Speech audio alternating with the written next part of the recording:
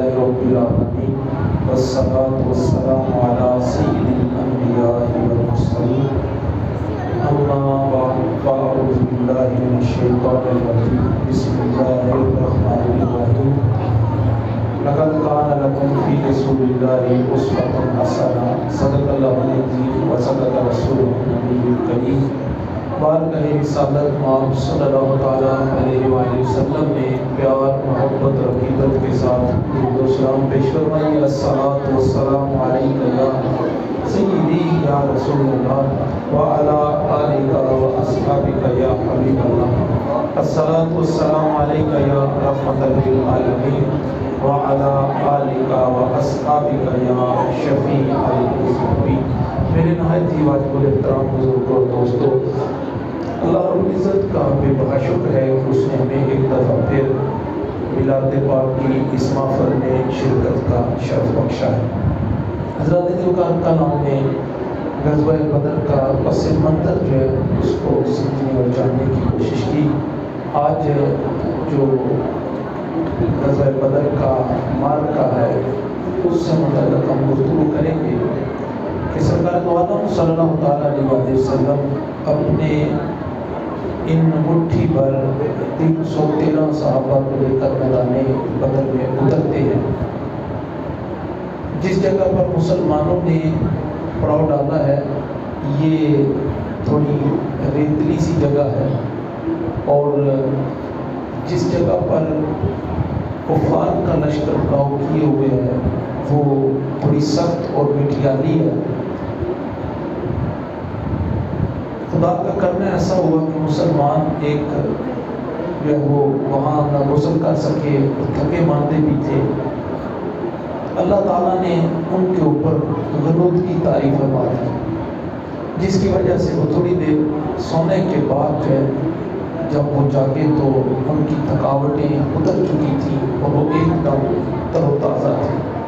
یہ اللہ تعالیٰ کی مدد کی پہلی ایک نشانی تھی۔ اور پھر اللہ رب العزت نے کرم فرمایا کہ اوپر سے بارش نازل کر دی۔ مسلمان جب سو کے اٹھے تو بارش کے قطرے اور بارش رحمت کی بارش برس رہی تھی، تو انہوں نے بارش میں ایک تو غسل کیا، پھر پانی پیا، پھر تالاب میں پانی بھر گیا، اور اس طرح غسل کرنے اور پانی پینے سے مسلمان ایک دفعہ تازہ دم ہو گئے۔ اور چونکہ مسلمانوں نے جس جگہ پر پڑاؤ ڈالا تھا وہ ریتلی جگہ تھی، اور جس جگہ پر مسلمانوں کا پڑاؤ تھا وہ مٹیالی اور سخت جگہ تھی۔ ریتلی جگہ کی خوبی یہ ہوتی ہے کہ یہ گیلی ہو کر بیٹھ جاتی ہے اور پختہ ہو جاتی ہے، اور جو مٹی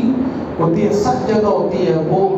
گیلا ہونے سے اس کے یہاں کیچڑ بن جاتا ہے اور اس میں چلنا پھرنا مشکل ہو جاتا ہے، جبکہ ریتلی زمین بارش کے بعد سخت ہو جاتی ہے اور اس کے اوپر چلنا آسان ہو جاتا ہے۔ تو اللہ تعالیٰ نے مسلمانوں کے اوپر یہ بھی ایک کرم فرمایا کہ اس سے جو مسلمانوں کا علاقہ تھا وہ سخت ہو گیا، ان کی سواریاں جم کر چلتی اور وہ خود بھی جم کر چلتے اور کھڑے ہوتے، جبکہ دوسری طرف کفار کے ہاں کیچڑ تھا اور ان کے لیے اٹھنا بیٹھنا اور چلنا اور حرکات و سکنات ان کے لیے مشکل ہو گئی تھی۔ ایک تو یہ اللہ تعالیٰ کی رحمتوں کی اور اس کی مدد کی نشانی، اور اس کے علاوہ بھی اللہ تعالیٰ اپنے محبوب کی مدد فرماتا رہا، محبوب کے غلاموں کی مدد کرتا رہا۔ سرکار دو عالم صلی اللہ تعالیٰ علیہ وآلہ وسلم نے صحابہ کی صفیں بنائی اور ایک منظم طریقے سے جو ہے وہ جنگ کرنے کا ارادہ ظاہر فرمایا۔ اور صحابی فرماتا ہے کہ ایک صحابی جو ہے وہ جنگ کرنے میں جلدی کرنے لگے اور آگے بڑھنے لگے، تو حضور صلی اللہ تعالیٰ علیہ وآلہ وسلم نے ان کو حکم ارشاد فرمایا کہ میرے ساتھ جنگ لڑو، میرے ساتھ جنگ لڑو، یعنی جلد بازی نہ کرو بلکہ منظم ہو کر صف بندی کی شکل میں جنگ کرو۔ سرکار دو عالم صلی اللہ تعالیٰ علیہ وآلہ وسلم نے صفیں اس طرح سیدھی فرمائی کہ حضور بالکل صفوں کو، صحابہ فرماتے ہیں حضور ہماری صفوں کو تیر کی طرح سیدھا فرمایا کرتے تھے،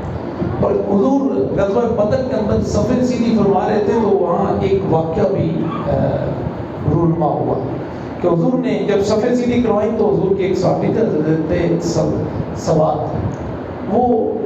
صف میں تھوڑا سا آگے نکل کر کھڑے ہوئے تھے۔ حضور تیر کو پکڑ کر اس کے ذریعے سے ان کو سیدھا کر رہے تھے کہ حضرت سواد جو ہے ان کا پیٹ آگے بڑھا ہوا تھا. حضور نے ان کے پیٹ پہ اس تیر کے ساتھ کچوکا کر کے کہا کہ اس طوے سے یا سواد سیدھا ہو جائے، برابر ہو ان کے ساتھ، یعنی سب کو سیدھا کر لے. تو حضرت سواد نے سب کو سیدھی کر لی، پیچھے ہٹ گئے. لیکن اس کے بعد فوراً عرض کرنے لگے کہ یا رسول اللہ صلی اللہ علیہ وسلم، آقا آپ نے مجھے جو یہ تیر کے ساتھ کچوکا کروایا نا، مجھے اس سے تکلیف ہوئی ہے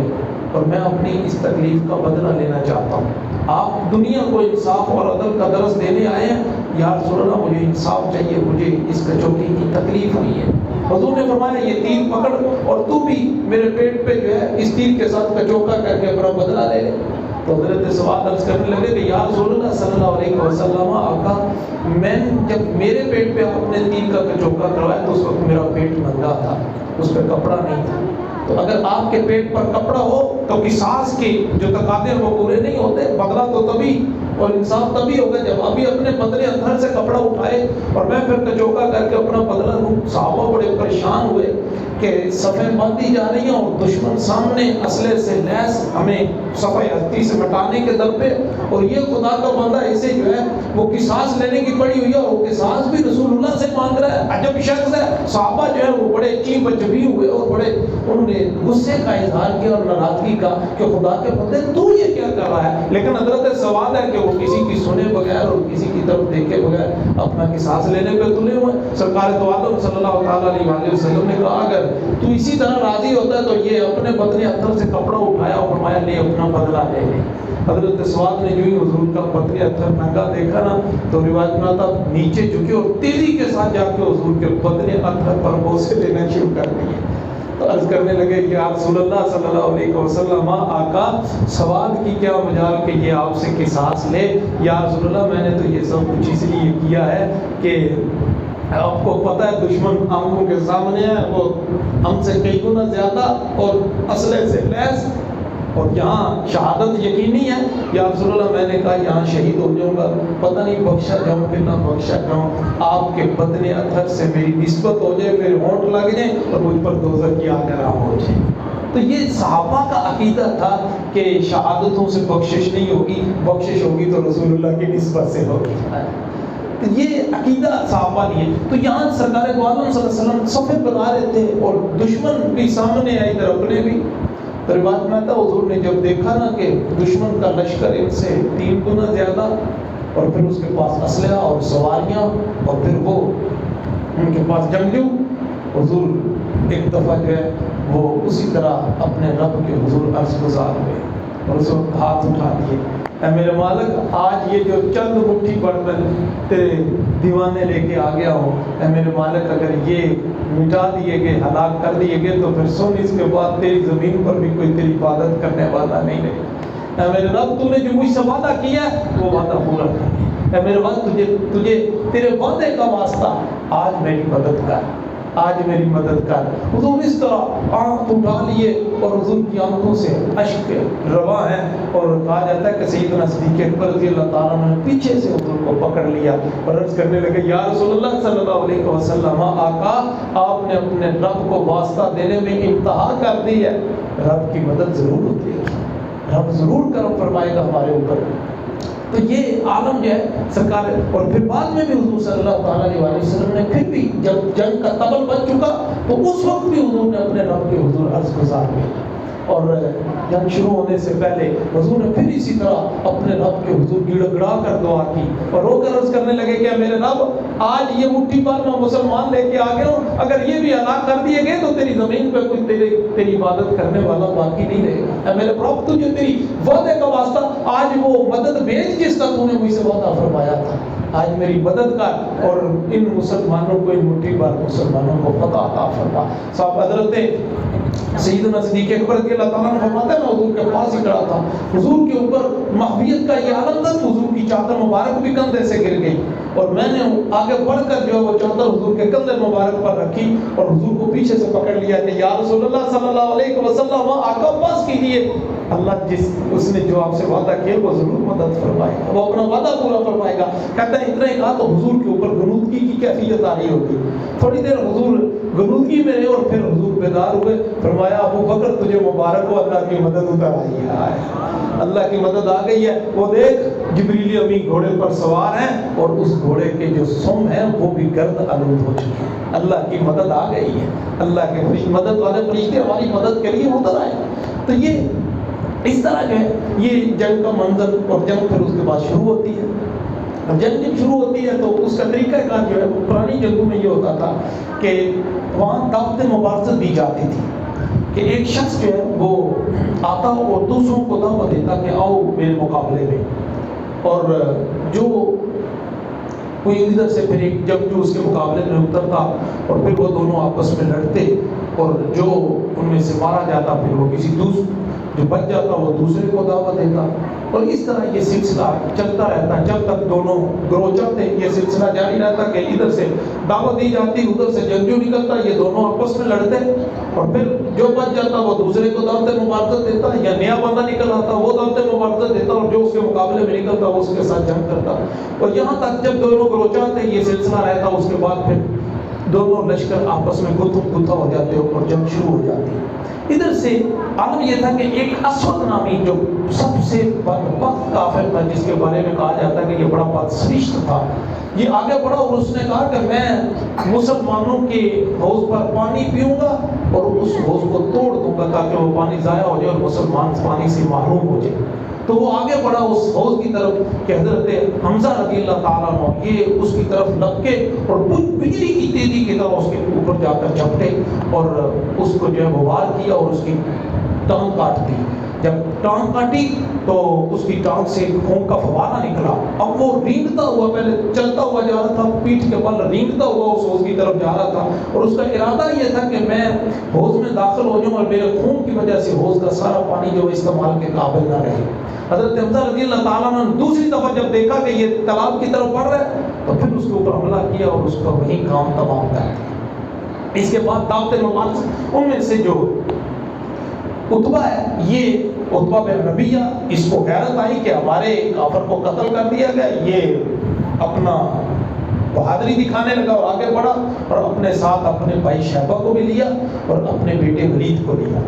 اور یہ نکل کر آگے مسلمانوں کو دعوت دی کہ تم میں سے کوئی ہے جو ہمارا مقابلہ کر سکے۔ تو یہاں سے 3 انصاری جو ہے وہ صحابی ان کے مقابلے میں آئے، تو انہوں نے کہا کہ تم کون ہو؟ کہا ہم تو انصار میں سے ہیں۔ کہنے لگے نہیں تم جاؤ اور ہمارے قبیلے کے لوگ تو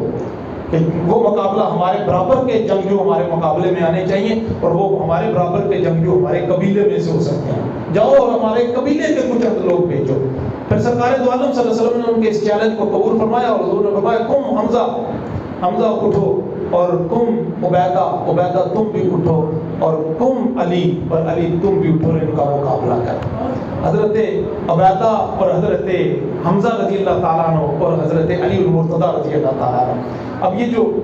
ابو عبیدہ تھے یہ چونکہ عمر میں بڑے تھے تو یہ جو ہے وہ عتبہ کے مقابلے میں آ گئے، اور حضرت حمزہ جو ہے اس کے چھوٹے بھائی شیبہ کے مقابلے میں آئے، اور جو عتبہ کا بیٹا ولید تھا اس کے مقابلے میں حضرت علی المرتضیٰ رضی اللہ تعالیٰ عنہ آ گئے۔ اب یہ تینوں آپس میں لڑنے لگے اور حضرت حمزہ رضی اللہ تعالیٰ عنہ نے تو اپنے مد مقابل کو جو ہے وہ موقع ہی نہیں دیا، بجلی کی طرح اس پر جھپٹے اور اس کو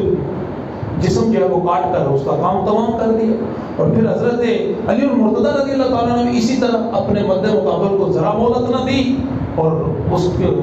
کام تمام کر دیتے اور واصل جہنم کرتے ہیں۔ حضرت عبیدہ جو ہیں اور یہ عتبہ یہ آپس میں ان کی جو ہے وہ تھوڑی جنگ ہوتی ہے اور یہ آپس میں لڑتے ہیں۔ حضرت عبیدہ اس پہ وار کرتے ہیں تو اس کا جسم زخمی کرتے ہیں اور عتبہ کی تلوار لگتی ہے تو حضرت عبیدہ رضی اللہ تعالیٰ عنہ کی ٹانگ کٹ جاتی ہے۔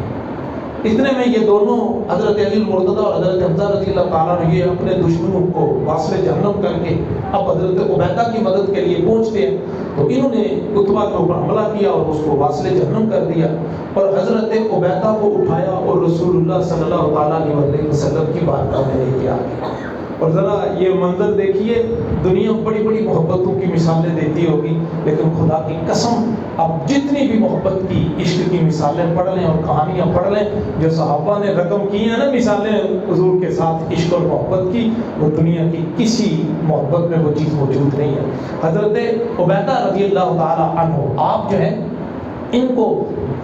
ٹانگ کٹی ہوئی ہے اور جان پلب ہے کہ روح بالکل نکلنے کے قریب ہے، اور حضور کی جناب میں جب لائے جاتے ہیں تو حضرت عبیدہ رضی اللہ تعالیٰ عنہ جو ہے وہ اپنے گال مبارک رسول اللہ صلی اللہ علیہ وسلم کے قدمین شریفین کے اوپر رکھ دیتے ہیں اور پھر ایسے عرض کرتے ہیں، یا رسول اللہ اس غلام کا یہ نذرانہ قبول فرما لیجیے۔ غلام آپ کی خاطر قربان ہو گیا، یا رسول اللہ اس قربان کو۔ اور پھر کہا کہ کاش کہ آج حضرت ابو طالب ہوتے اور وہ دیکھ لیتے کہ انہوں نے جو کہا تھا نا کہ کفار یہ سمجھتے ہیں کہ اگر وہ رسول اللہ پر حملہ کریں گے تو ہم محمد کو چھوڑ کر چلے جائیں گے، اللہ کی قسم وہ تب تک رسول اللہ تک نہیں پہنچ سکتے جب تک ہماری لاشوں کے ان کے ارد گرد ڈھیر نہ لگ جائے۔ آج یا رسول اللہ اگر وہ ہوتے تو دیکھ لیتے کہ ان کی بات کو ہم نے پورا کر دکھایا ہے، یا رسول اللہ ہم نے آپ کی خاطر اپنی جانوں کے نذرانے بھی پیش کر دیے۔ تو حضرت عبیدہ رضی اللہ تعالیٰ عنہ جو ہے وہ اس طرح حضور، اور پھر سرکار دو عالم صلی اللہ علیہ وسلم نے کیا ارشاد فرمایا؟ حضور نے فرمایا اشہد انک شہید، میں گواہی دیتا ہوں کہ تو شہید ہو گیا ہے۔ یہ بھی جامع شہادت نوش کرتے ہیں، اور اسی طرح پھر اس کے بعد جو ہے وہ پوری دونوں لشکر آپس میں ایک دوسرے کے ساتھ گتھم گتھا ہوتے ہیں اور پھر لڑائی ہوتی ہے۔ ایسے میں جنگ شروع ہو جاتی ہے، سرکار دو عالم صلی اللہ تعالیٰ علیہ وسلم اپنے عریش میں تشریف فرما ہوتے ہیں، اور وہاں جنگ شروع ہوتی ہے تو رسول اللہ کے حضور سجدے میں گر جاتے ہیں اور اللہ کے حضور دعائیں کرتے ہیں کہ مالک ہمیں اپنی مدد عطا فرما۔ حضرت علی المرتضیٰ رضی اللہ تعالیٰ عنہ فرماتے ہیں میں جنگ میں لڑتا رہا اور کچھ دیر کے بعد جب میں کئی کافر فاصلے جنم کر چکا تو میرے دل میں خیال آیا کہ رسول اللہ پتہ نہیں کس حال میں جاؤں تو ذرا خبر لوں۔ کہتا میں آیا اور عرش میں جب پہنچا تو میں نے دیکھا رسول اللہ سجدے میں گرے ہیں اور حضور کی زبان مبارک سے یہ الفاظ ادا ہو رہے ہیں، یا حی یا قیوم، یا حی یا قیوم۔ کہتا ہے میں نے اس کے علاوہ حضور کی زبان سے کوئی لفظ نہ سنے۔ پھر میں گیا، پھر میں لڑتا رہا، پھر تھوڑی دیر کے بعد میرے دل میں خیال آیا کہ حضور کی خیر خبر تو لوں کہ حضور کی ذات میں۔ جب آیا تو دیکھا کہ حضور ابھی بھی سجدے میں ہے اور حضور یا حی یا قیوم فرمایا، اسی کا ورد کیے جا رہے ہیں۔ پھر کہتا میں دوبارہ پھر جنگ میں گیا، پھر لڑتا رہا، پھر تھوڑی دیر کے بعد یہ خیال آیا کہ میں دیکھوں تو صحیح رسول اللہ جو ہے وہ کس حال میں ہے۔ تو جب آیا تو پھر دیکھا رسول اللہ یا حی یا قیوم سجدے میں سر رکھ کے پکار رہے ہیں، اور کہتا میں کئی بار آیا اور کئی بار جاتا رہا، حضور یا حی یا قیوم کا ورد کرتے رہے، یہاں تک کہ اللہ تعالیٰ نے اپنی فتح عطا فرما دی۔ اللہ نے مسلمانوں کو فتح عطا فرمائی، رسول اللہ صلی اللہ علیہ وسلم کی دعاؤں کے صدقے اللہ نے مسلمانوں کو کافروں کے اوپر فتح عطا فرما دی تھی۔ تو اس طرح حضرت علی المرتضیٰ رضی اللہ تعالیٰ فرماتا ہے یہ معاملہ جو ہے ہم کئی طرف دیکھتے ہیں۔ اور حضرت علی المرتضیٰ رضی اللہ تعالیٰ عنہ اپنی ایک جو ہے جب آپ زمانہ خلافت تھا تو آپ اس وقت ایک دن خطاب ارشاد فرما رہے ہیں، لوگوں سے پوچھا کہ لوگوں سناؤ کہ من اشجع الناس، کہ لوگوں میں سب سے زیادہ دلیر کون ہے؟ حضرت ساروں نے آگے سے کہا کہ یا امیر المومنین آپ ہی ہیں، آپ ہی سب سے زیادہ دلیر ہیں، لوگوں میں آپ سے زیادہ دلیر تو آج تک ہم نے کوئی نہیں دیکھا۔ حضرت علی المرتضیٰ رضی اللہ تعالیٰ فرمایا ہاں بات تو اسی طرح ہے، میرے مقابلے میں آج تک جو بھی آیا ہے، جس نے بھی مجھے پکارا ہے، میری تلوار نے اس کے ساتھ انصاف کیا، میں نے اس کو واصل جہنم کیا۔ جس کسی نے بھی للکارا ہے علی کو، علی نے اس کی جسم کے ٹکڑے کیے۔ لیکن لوگوں میں سب سے زیادہ دلیر نہیں ہوں، سب سے زیادہ دلیر سیدنا صدیق اکبر رضی اللہ تعالیٰ عنہ۔ اور پھر خود واقعہ فرمایا جب غزوہ بدر کے موقع پر ہم نے حضور کے لیے عریش تیار کیا تو پھر اس وقت ایک اعلان کیا ہم نے کہ کون ہے جو اس عریش پر رسول اللہ صلی اللہ علیہ وسلم کی حفاظت کرے تاکہ دشمن کوئی بدبخت حضور پر حملہ نہ کر دے۔ تو کہتا ہوں اس وقت ہم میں سے کوئی آگے نہ بڑھا کہ یہ حضرت علی سیدنا صدیق اکبر رضی اللہ تعالیٰ نے اپنی تلوار نیام نیام کیے لہراتے ہوئے رسول اللہ کی محافظت کے لیے کھڑے ہوئے، کہا میں رسول اللہ کی حفاظت کروں گا۔ کہنے لگے اللہ کی قسم سب سے زیادہ اگر کوئی دلیر ہے لوگوں میں تو وہ سیدنا صدیق اکبر رضی اللہ تعالیٰ۔ اور پھر کہتے ہیں آپ نے وہ چادر اٹھائی کہ جو آپ کے چہرے مبارک کے اوپر تھی، تو اس وقت سیدنا علی المرتضیٰ رضی اللہ تعالیٰ کی آنکھوں سے آنسو جاری تھے، جن کی وجہ سے آپ کی داڑھی مبارک بھی تر ہو چکی تھی۔ اور پھر کہنے لگے کہ ایک وقت تھا مکے کی زندگی میں کہ سرکار دو عالم صلی اللہ علیہ وسلم کو کافروں نے چاروں طرف سے گھیر رکھا تھا اور وہ حضور کے ساتھ دینگا مشتی کر رہے تھے. کوئی حضور کے ساتھ پک پک کر رہا تھا تو کوئی حضور کو جھنجھوڑ رہا تھا. کہتا ہے ہم میں سے کسی کو جرأت نہ ہوئی کہ آگے بڑھ کر ان کا مقابلہ کر کے حضور کو ان کے نرگے سے نکال دیں. کہتے ہیں ہم دیکھتے رہے کہ سیدنا صدیق اکبر رضی اللہ تعالیٰ عنہ آگے بڑھے اور کسی کو دھکا دیا, کسی کو برا بھلا کہا اور کسی کو جو ہے بولان تان کی, اور سب کو یہ کہتے ہوئے حضور صلی اللہ علیہ وآلہ وسلم کو ان کے نرگے سے لے کے نکل آئے. کہتے رہے او بدبختو تم اس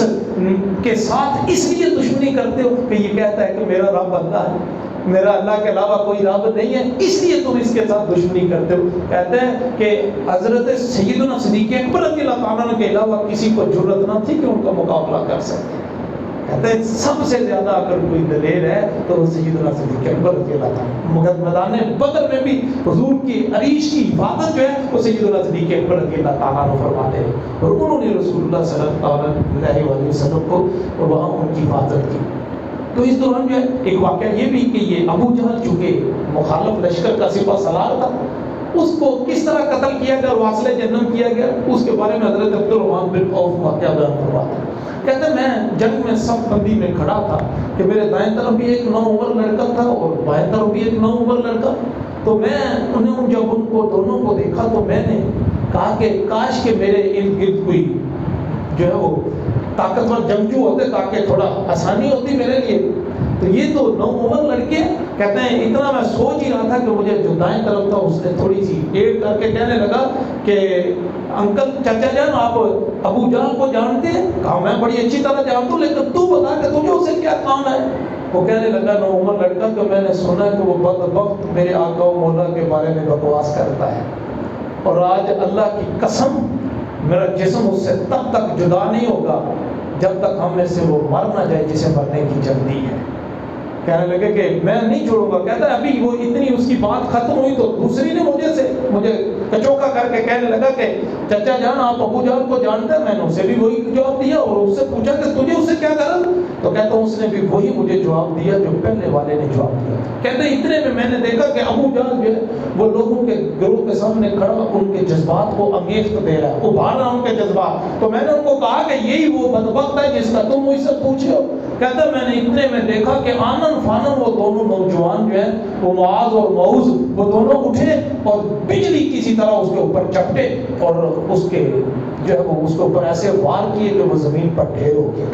اور وہ دونوں حضور کی بارگاہ میں دوڑے آئے اور عرض کرنے لگے یا رسول اللہ صلی اللہ علیہ وسلم آقا ہم نے آپ کے دشمن ابو جہل کو قتل کر دیا ہے, اس کو واصلِ جہنم کر دیا. تو کہنے لگے رسول اللہ صلی اللہ علیہ وسلم نے آگے سے ان سے پوچھا کہ تم میں سے کس نے اس کو قتل کیا؟ تو دونوں کہتا میں نے قتل کیا, دوسرا کہتا میں نے قتل کیا. حضور نے فرمایا اچھا تلواریں تو دکھاؤ, ان کو صاف تو نہیں کیا؟ عرض کی یا رسول اللہ نہیں ہم نے صاف نہیں کی. فرمایا دکھاؤ تو صحیح. جب دونوں کی تلواریں دیکھی تو دونوں کی تلواریں خون آلود تھی. حضور نے فرمایا تم دونوں نے اس کو قتل کیا ہے, تم دونوں نے اس کو واصلِ جہنم کیا ہے. اس طرح یہ ایک مارکا تھا جس میں مسلمانوں نے, اور یہ وہ ایک ایسا مارکا ہے کہ جس میں مسلمانوں نے اپنے قریبی رشتہ داروں کو قتل کیا ہے. کوئی اپنے باپ کا سر اتار کے حضور کے قدموں میں لا کے رکھ رہا ہے, تو کوئی اپنے بھائی کا سر اتار کے حضور کے قدموں میں لا کے رکھ رہا ہے, تو کوئی اپنے چچا کا سر اتار کر حضور کے قدموں میں لا کے رکھ رہا ہے. اپنے رشتہ داروں کو خود قتل کیا. یہ خبر دے دی کہ ہمارا کوئی رشتہ نہیں ہے, ہمارا رشتہ اگر ہے تو فقط رسول اللہ کے ساتھ ہے, اور جو رشتے بھی ہیں وہ رسول اللہ کی وجہ سے رشتے ہیں. رسول اللہ کے علاوہ کوئی بھی ہمارا رشتہ نہیں ہے. حضور کی نسبت سے کوئی رشتہ ہے تو ہے, اس کے علاوہ کوئی رشتہ نہیں ہے. کہا جاتا ہے کہ یہ ایک مسلمان جو ہے وہ ایک کافر قیدی کو رسیوں سے باندھ رہا تھا, تو دوسرا مسلمان پاس سے گزرا تو کہنے لگا کہ اس کی ماں بڑی امیر ہے, اس کو ذرا سختی کے ساتھ باندھ, تجھے فدیہ بڑا زیادہ ملے گا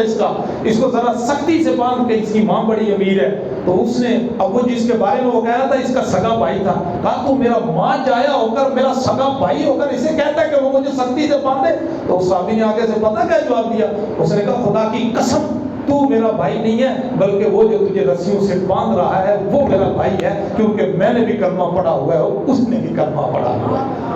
تو جو رسول اللہ کی غلامی ہے رشتے اسی کی وجہ سے ہیں. حضور نے جب مواقعات قائم کی تھی، اخوت کا رشتہ قائم کیا، تو کیا ایسا نہیں کہ صحابہ نے اپنی جدادیں بھی اپنے اس بھائی کو جس کو رسول اللہ نے ان کا بھائی بنایا تھا اپنی جدادوں میں بھی حصے دار بنا دیا؟ کہا جو میرا باغ ہے آدھا تیرا آدھا میرا، اتنی میری جائیداد ہے اس میں سے آدھی تیری اور آدھی میری. اور یہ بھی مثال اور یہ منظر بھی چشم فلک نے دیکھا کہ ایک صحابی دوسرے صحابی سے کہہ رہا تھا تجھے میرا رسول اللہ نے بھائی بنایا، میری 2 بیویاں ہیں، میں نے جداد تو تمہیں آدھی دے دی، میں نے گھر تو تجھے آدھا دے دیا ہے، میری 2 بیویاں اگر تو کہتا ہے تو میں ایک کو طلاق دے دیتا ہوں، اس سے تو نکاح کر لے.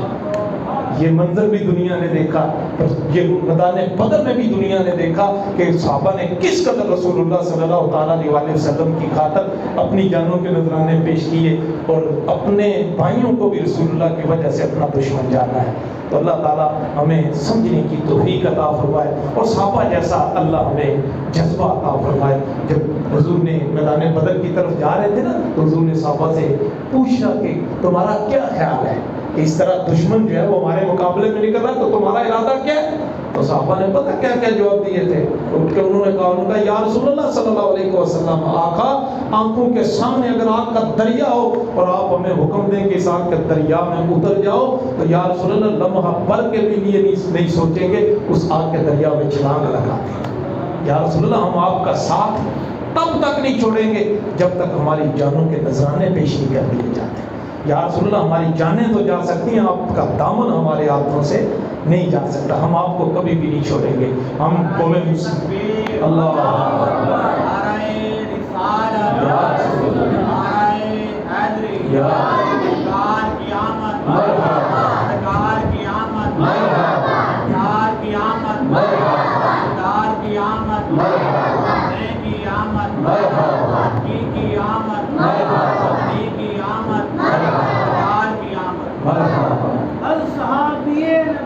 جنتی جنتی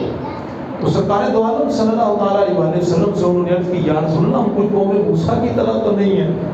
کہ ہم کہیں گے تم جاؤ اور تمہارا خدا جا کے لڑو، ہم یہاں بیٹھے ہیں. یا رسول اللہ ہم جانوں کے نذرانے دے دیں گے، آپ کا ساتھ نہیں چھوڑیں گے. یہ صحابہ کی عقیدتیں تھی، محبتیں تھیں. میدان بدر کا ایک واقعہ آپ کی نظر کرتا ہوں کہ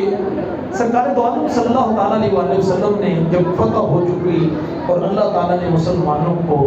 فتح مبین عطا فرما دی تو اس کے بعد پھر یہ معاملہ پیش آیا کہ حضور اپنے صحابہ کے ساتھ نماز ادا فرما رہے تھے اور دوران نماز سرکار دو عالم صلی اللہ تعالیٰ علیہ وسلم مسکرائے اور نماز جب ختم ہوئی تو صحابہ نے عرض کی کہ یا رسول اللہ صلی اللہ علیہ وسلم آقا آج خلاف معمول عمل دیکھا ہے، ہم نے آج تک نہیں دیکھا کہ آپ مسکرائے ہوں نماز کے دوران، اور آج آپ نماز میں مسکرائے ہیں، وجہ کیا ہے؟ اچھا یہاں ایک اور چیز بھی ذہن میں رکھیں کہ نماز میں اگر امام مسکرائے تو مقتدیوں کو نظر آتا ہے؟ نہیں نظر آتا. مقتدیوں کو نظر کب نظر آئے گا؟ جب مقتدیوں کی نظر ہی امام کے چہرے پر ہو.